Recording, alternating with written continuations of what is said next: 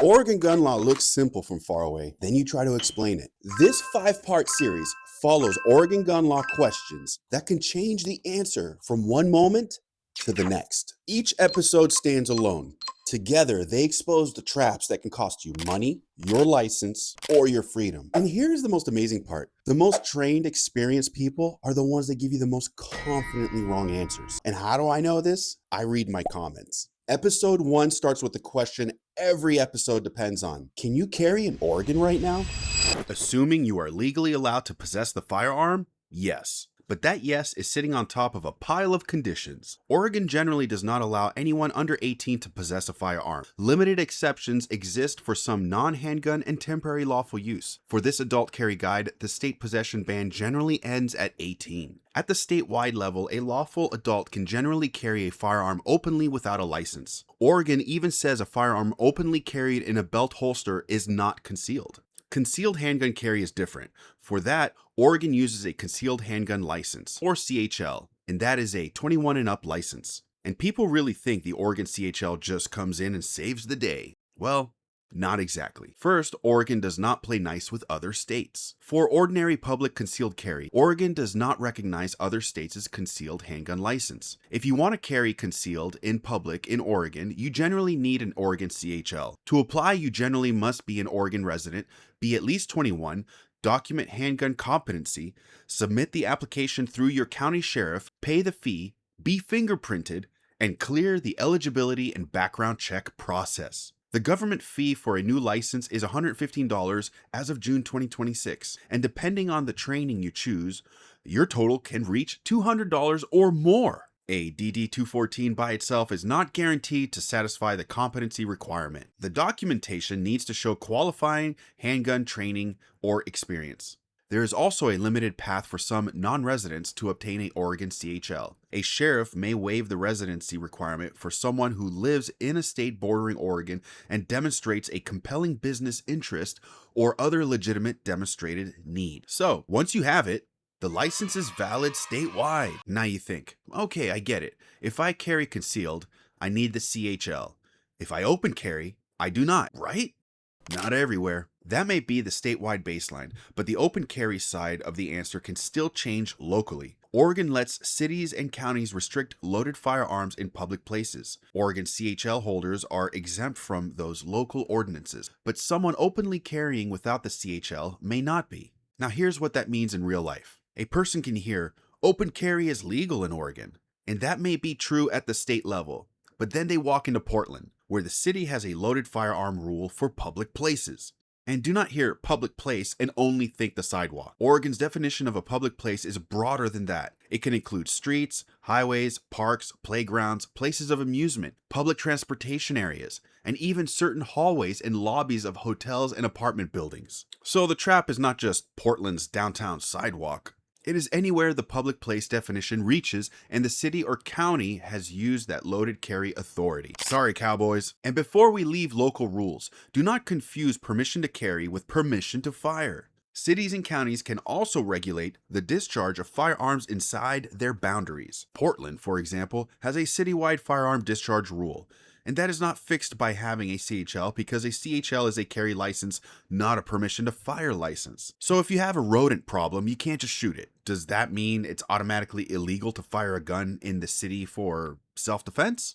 No. Portland generally prohibits firing a gun inside the city, but the code expressly exempts lawful defense of a person or property. So if the shooting is legally justified, Portland's discharge ordinance is written with that exception built in. This episode was only the carry baseline. The question that usually gets people in trouble is, where are you standing? Because the same person with the same gun and the same Oregon CHL can step through one ordinary doorway and change the entire answer. In episode 2, we take a person through a normal day of errands and show where carry disappears.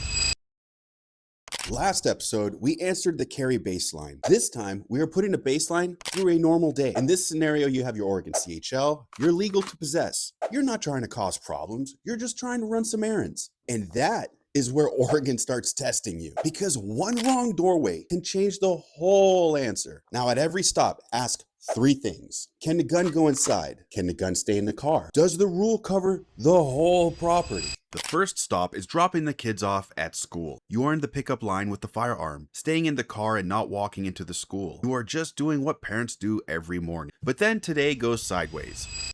You're late, and now curbside drop-off is closed. So now you have to park, get out, and walk inside. That is the moment the whole scene changes. Oregon's public school rule has two layers: the statewide restriction and any policy adopted by the local school board. The default rule is this: an Oregon CHL normally provides the state law protection for carrying on public school property unless the school district has adopted and posted a policy that removes the CHL defense. That also matters federally because the Federal Gun-Free School Zones Act reaches K through 12 school grounds and the 1,000 feet around them. One of the main federal exceptions is a license issued by the state where the school zone sits. So, an Oregon CHL can matter twice: once for Oregon's school property rule and once for the federal 1,000-foot school zone layer. But then a 2021 law called the opt-in ban gave school districts the power to opt out of the CHL carve-out. Oregon's opt-in policy system can also reach public college campuses, which means the same basic trap can follow you from the school drop-off line to the campus parking lot. Well then, every district must have it banned, right? Not exactly. Even if the district has removed the CHL defense, Oregon still provides a defense for a lawful possessor who keeps the firearm unloaded and locked inside the vehicle. Now that answers the school property problem. It does not answer every vehicle storage question because where the firearm sits inside the vehicle can create a separate problem. We handle that in the final episode, Driving with a Gun in Oregon. After school drop-off, the next problem is sitting on your passenger seat. An envelope. Maybe it's a parking ticket. Maybe it's a city hearing letter. Whatever it is, it has a deadline and it sends you to a government building. And this is where Oregon gets people. Because people say, government building? Like, that is the one rule. Well, it's not. Court facilities are generally off limits even to Oregon CHL holders. A firearm violation there can be a Class C felony. Very narrow exceptions or specific judicial authorization may apply, but an ordinary CHL is not enough. City halls and county buildings work differently. A city, county, or certain special district can remove the usual CHL defense in an official meeting building, but it must formally adopt the restriction and post notice at the entrances and online. Now, after dealing with the government, you want to make the day feel normal again. Lunch. Specifically, a place that serves a cold one. But are you even allowed to drink and carry? Surprisingly, yes. There's no way! Oregon has no specific statute banning the carrying of a firearm while intoxicated or inside establishments that serve alcohol. But that is a legal answer, not a life recommendation. Make no mistake, law enforcement will heavily scrutinize your behavior. If you are impaired and act unsafely,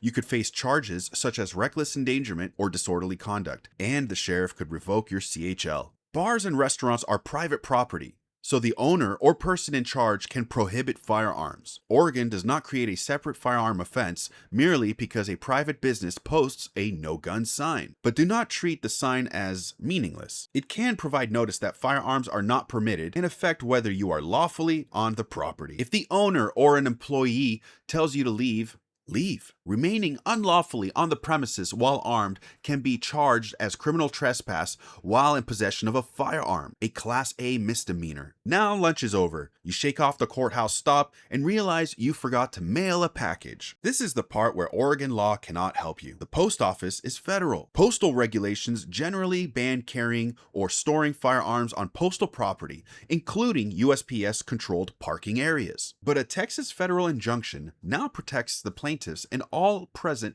and future FPC and SAF members inside ordinary post offices and on the surrounding post office property. So as of this video's upload, the rule remains enforceable against everyone else, and the case is on appeal. You should watch our full video breakdown on the subject if you haven't. Once you are done at the post office, mom has already picked up the kids, and your final stop is the airport to collect the in-laws? But they're shooters, and they're traveling with firearms.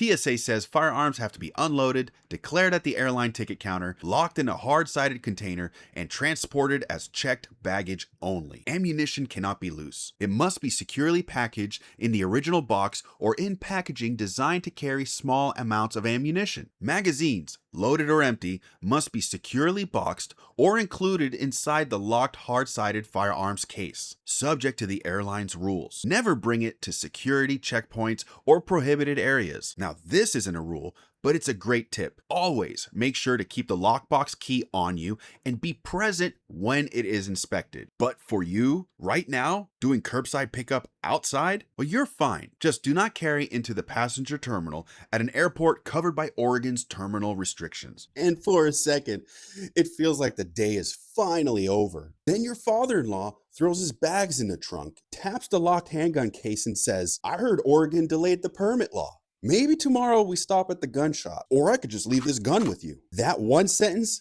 changes the entire question. The problem is no longer where the firearm can go. It is whether it can legally be yours. And that is episode 3. Your father-in-law offers you a free handgun. You say yes and take it. That completely ordinary family gift may have just crossed into federal felony territory. Not because you're prohibited, not because the gun is stolen, but because your father-in-law is from another state. But he's family does not automatically override federal transfer laws. So before anyone buys, sells, gifts, loans, or simply leaves a firearm for somebody else in Oregon, there is one question they need to answer. Can the firearm legally change hands? Now, quick note to the YouTube overlords, this is not a tutorial, this is not a how-to. We are just trying to keep people safe. The wrong belief in Oregon right now is simple. Oregon already requires a permit to buy a firearm. Well, if you missed the Measure 114 fight, Oregon voters approved a permit to purchase system and restrictions on magazines holding more than 10 rounds. Those two parts are now set to take effect on January 1st, 2028. So what happens when somebody walks into a federally licensed dealer and wants to receive a firearm today? At the federal dealer level, the basic split is straightforward. A licensed dealer cannot transfer a handgun to someone under 21. The dealer cannot transfer a long gun to someone under 18. Episode 1 covered the age split for possession and concealed carry. Purchase age is a different question, which is why we are separating it here. So, let's say you're of age. You found what you wanted at the dealer. It's not pay with an ID and go. Oregon runs its background checks through the Oregon State Police Firearms Instant Check System called FIX, F-I-C-S. Think of FIX as Oregon's gatekeeper. It checks whether the person receiving the firearm is eligible under Oregon and federal law. And it also connects into NICS, the FBI's National Background Check System. The dealer handles the federal transaction paperwork, submits the check, and Oregon State Police runs the FIX side. The answer can come back approved, denied, or pended. Approved means OSP gives the approval number for the transfer. Denied means the transfer stops, period. Pended means OSP needs more review before it can decide. A delay can feel personal, but it may be missing information, an old record, or something that needs examiner review. Federal law has what many people call the 3-day rule. If a background check is still unresolved after 3 business days, federal law may allow a dealer to transfer the firearm, but the dealer is not required to do so. For buyers under 21, federal law requires an enhanced records review, and certain delayed checks can extend up to 10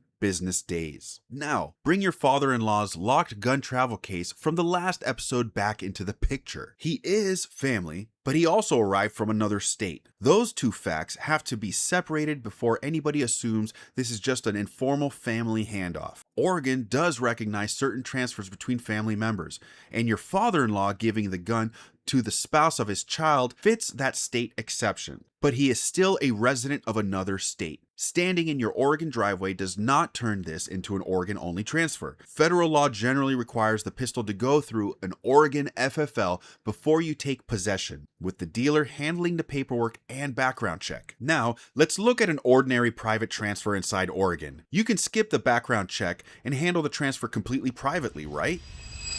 Not in Oregon. A private sale in Oregon does not automatically mean two people can just meet up, trade money for a firearm, and call it done. Unless a real exception applies, the transfer generally has to go through the background check process. Oregon even defines transfer broadly, so this is not just about a cash sale.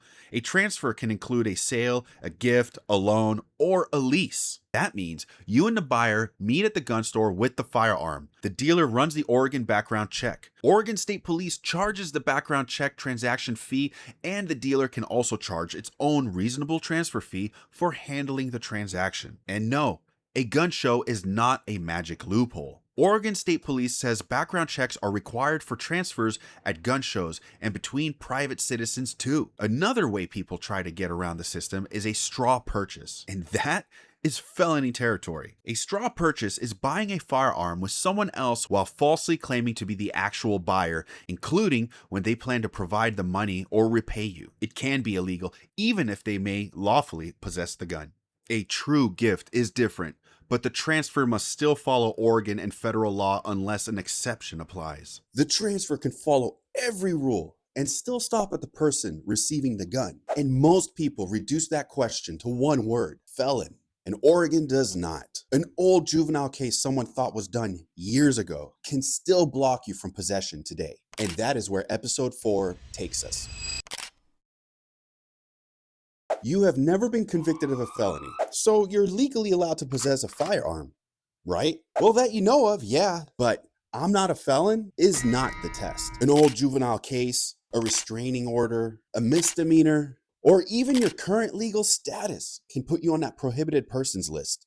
Let's go through the major categories. A felony conviction is a major disqualifier. If a person has been convicted of a felony under Oregon law, another state's law, or federal law, Oregon can bar that person from owning, possessing, having custody of, or controlling a firearm. But felony convictions are only one category. Oregon firearm law is also asking, is there anything in your legal status right now that blocks possession? A mental health condition by itself does not ban firearm possession. A diagnosis, therapy, or voluntary treatment is not enough. The firearm issue begins only when there is a qualifying court finding or order that bans firearms. A guilty, except for insanity finding, can also prohibit possession, but Oregon points to felony level cases, not merely any case where mental health came up in court. But a felony is not required. Domestic violence can also trigger a ban even when the conviction is a misdemeanor, but not every domestic violence misdemeanor qualifies. It generally must involve force, attempted force, or the threatened use of deadly weapon against someone in a protected relationship. A stalking conviction can prohibit possession of firearms and ammunition. And some other Oregon prohibitions reach ammunition too. Restraining orders can also trigger a prohibition, but only when the order meets specific legal requirements. And sometimes there is no criminal conviction at all. Oregon also has extreme risk protection orders, commonly called red flag orders. A law enforcement officer or certain family or household members can ask a court for one. That includes a spouse, intimate partner, parent, child, sibling, or someone living in the same household. The judge can issue the order without the person present, but the order cannot be enforced until it is served. Once the order is served, the person cannot own, possess, or control a deadly weapon. They also cannot buy, receive, or try to buy or receive one. They must surrender their firearms, other deadly weapons, and Oregon CHL within 24 hours after service. If police serve the order in person, they will ask for the weapons immediately. They have 30 days after being served to request a hearing, and the court must hold it within 21 days. The order lasts 1 year unless a judge ends it early. Renewal requires another hearing, and each renewal can last up to 1 year. Now this is where we get into the old record episode 3 warned us about. A juvenile case. People hear juvenile record and think sealed away. They think it's old news. I'm an adult now, so that part of my life is over. Oregon may not look at it that way. Oregon's unlawful possession rule can reach someone who was placed under juvenile court jurisdiction while still a minor. It applies when the underlying conduct would have been an adult felony or a misdemeanor involving violence.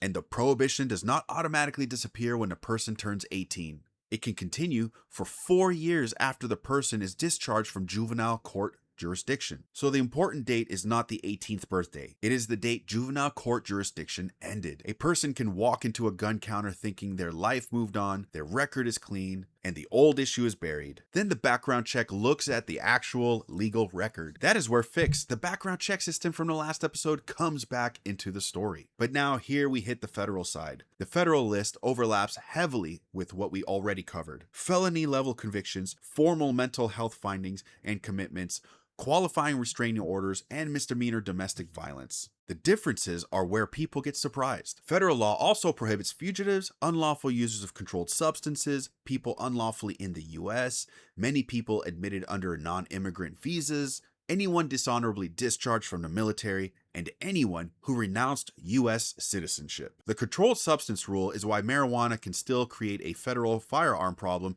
even when Oregon law allows its use. An arrest by itself does not automatically make someone federally prohibited. A felony indictment can block someone from receiving a firearm while the case is pending, but that is different from the federal possession ban. So once again, I'm not a felon does not answer the question. Oregon law and federal law each have their own ways of putting someone on the prohibited list. If any of this applies to you or someone you know, it can be especially difficult when everything happened years ago. You think, it's been over a decade. I work. I have a family. I pay my taxes. I'm responsible. Are my rights gone forever?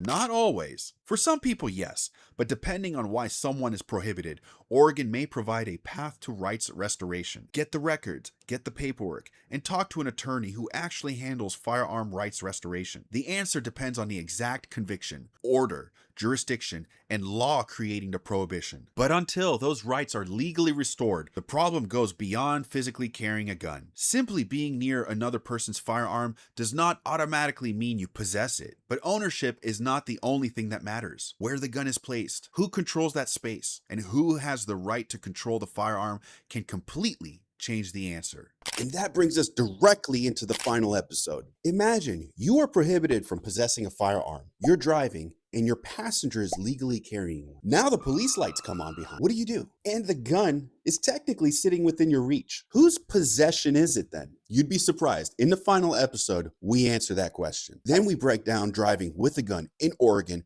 and what changes when those police lights come on behind you. The police lights come on. In this scenario, you are prohibited from possessing a firearm, but your passenger is a lawful gun owner and the gun belongs to him. The problem is, it is sitting within reach. Whose possession is it? Ownership is the easy question. Possession is not.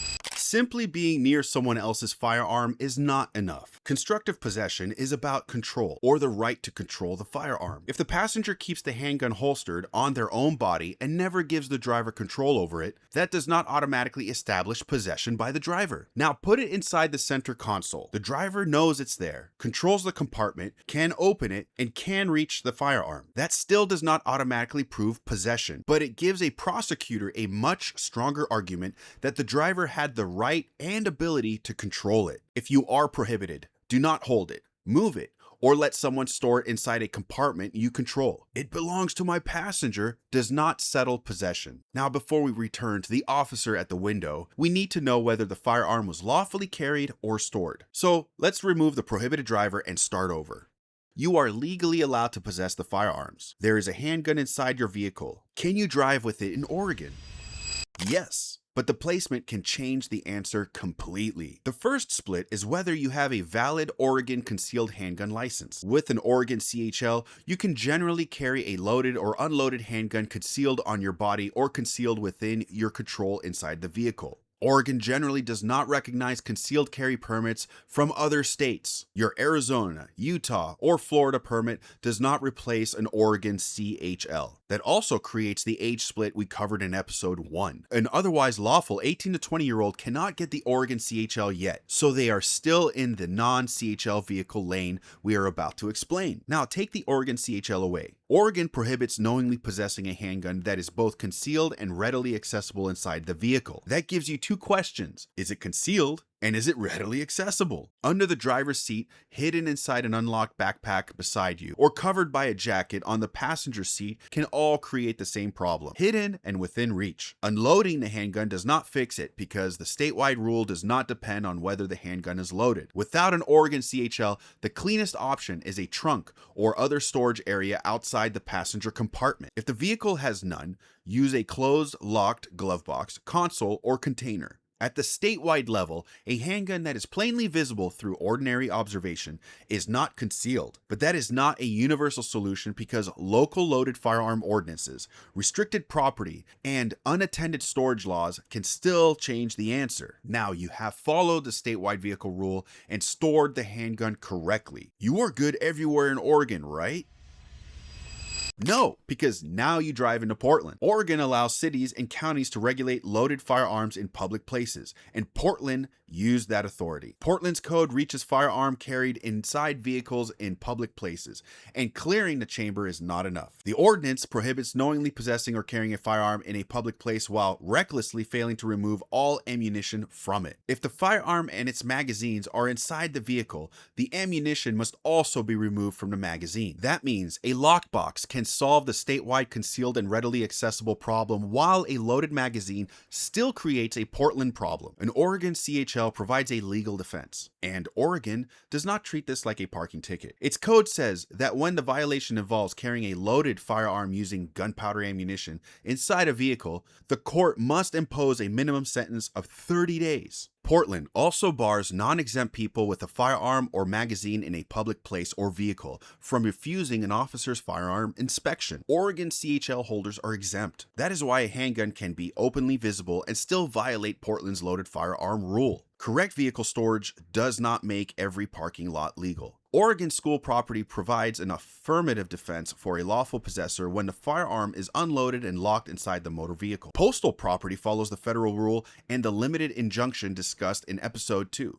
Unless the injunction protects you, locking the firearm in a USPS-controlled parking area does not solve it. Private employer lots create a different risk. If the employer owns or controls the lot and its policy covers the entire property, that policy can reach a firearm locked inside your personal vehicle. That is an employment or property policy issue, not automatically a criminal firearm offense. Now, let's say none of those traps get you. You are legally allowed to possess the handgun. It is carried or stored correctly. You are not on prohibited property. But then the red and blue lights come on behind you.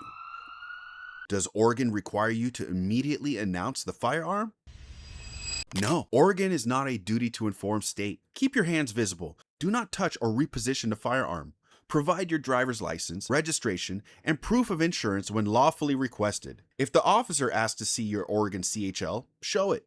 If you do not want to answer investigative questions, calmly say, "I do not wish to answer any questions." Just understand that the tone of the stop may change once you say it. Questions and investigative activity generally must relate to the reason for the stop. Otherwise, the officer needs a separate legal justification, such as reasonable suspicion of another crime or a legitimate safety concern. Do not create the safety concern yourself. If your registration is stored beside the firearm, do not reach for it. Say, "My registration is in the glove compartment, and there is also a firearm inside. How would you like me to retrieve it?" Then wait. Now, can the officer temporarily secure the firearm? Lawful firearm possession alone does not automatically justify seizing the gun. Oregon's officer safety rule requires reasonable suspicion based on specific and articulable facts that the person might pose an immediate threat or serious physical injury. If those facts exist, the officer may take reasonable steps to control the situation, including temporarily securing the firearm. If the officer tells you to keep your hands visible, stay inside, step out, or stay away from the firearm, follow the command. If you believe the officer crossed the legal line, the side of the road is not where you win that argument. That is what court is for. And if the officer asks for permission to search your vehicle, you can calmly say, "I do not consent to any searches." Being polite has gotten me out of more situations than arguing ever would. You can be respectful, follow commands, and still refuse a search or decline to answer investigative questions. And that is the real lesson of this entire Oregon series. I mean, Oregon gun law rarely gets people with the rules they know. It gets them with the next rule they never checked. So always verify the current law through official sources and send this series to the Oregon gun owner that's still relying on something they heard 10 years ago. Because in Oregon, the mistake is usually not carrying a gun. It is carrying the wrong assumption.